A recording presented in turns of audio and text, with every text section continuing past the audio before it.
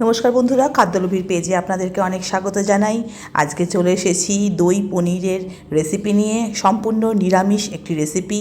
দেখুন, আজকে কালী পুজোর দিন এইভাবে বানিয়ে নিতে পারেন সম্পূর্ণ নিরামিষ দই পনির।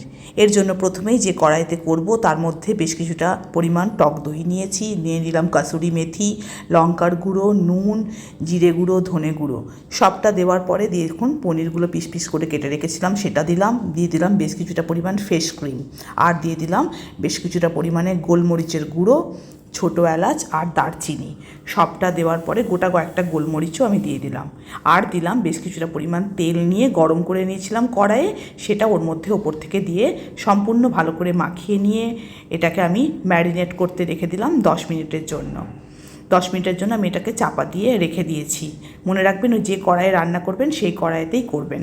এবার দেখুন ম্যারিনেট হয়ে গেছে। 10 মিনিট পরে আমি কয়েকটা চেরা কাঁচা লঙ্কা দিয়ে চাপা দিয়ে গ্যাস অন করে দিলাম।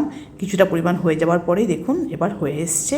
দিয়ে দিলাম ধনেপাতা কুচি, গরম মশলা গুঁড়ো, ঘি আর একটু গোলমরিচের গুঁড়ো। রেডি হয়ে গেল দই পনির।